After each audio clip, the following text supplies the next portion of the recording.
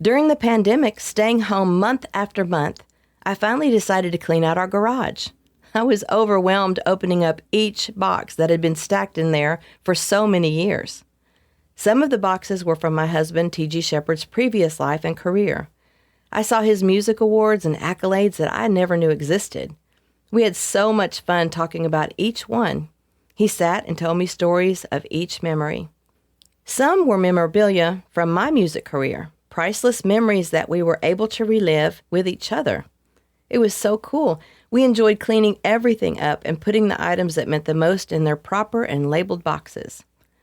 I ran across old pictures that I've been trying to scan for safety's sake and my daughter's school and artwork that I cherish.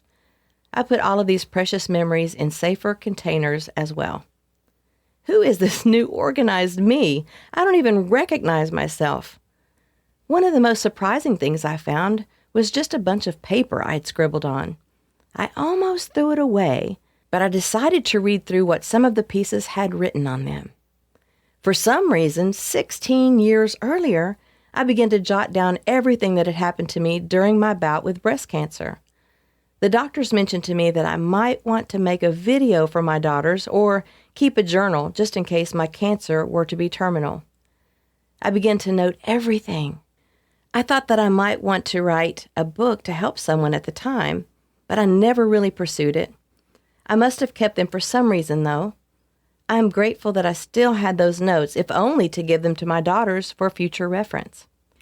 That night, I told my sweet friend Kim Fannin about how much work we had gotten done in the garage and how proud I was of us for finally tackling such a big job. Her response was really surprising. She said she dreamed that I wrote a book, and it helped a lot of people. Just super random, or was it? I let her know that I had found the scribbled notes from my time with cancer, and that at the time I wrote them, I didn't think it was book-worthy. She encouraged me to consider looking back at them and then to go forward with how much I have learned since. I thought, who would really care about what I have to say? But I took her advice, so here I am. I honestly don't have any magical secret or special remedy that I use to get through hard times. But the common thread that I do see running through my life as I read back on my words is that I believe in God. I know He listens to prayers and still loves to work miracles. I'm a walking, talking testimony of this. He is the great physician, and He healed me.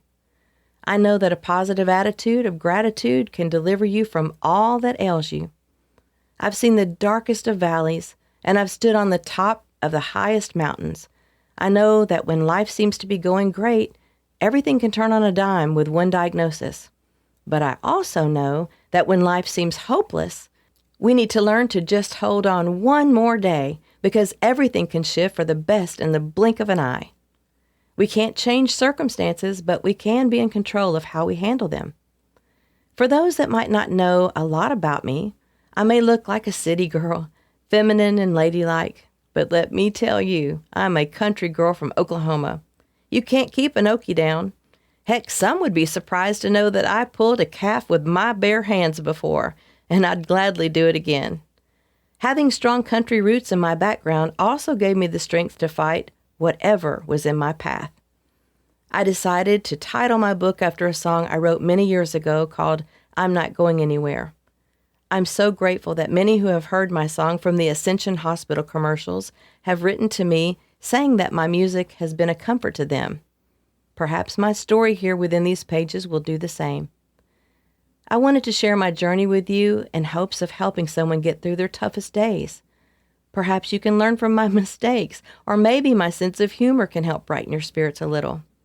Through the years, I have met so many precious souls that have shared their health crises with me.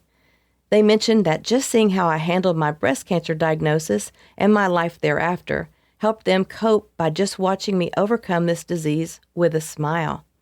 I don't want to give the wrong impression by saying anyone should take my advice on medical treatments. I am no doctor. But what I do want to get across strongly in these pages is that we all need to listen to our own bodies and be proactive with our own health. I am so grateful that Kim encouraged me to complete this book. I pray that it is seen as lighthearted and entertaining, yet serious and helpful.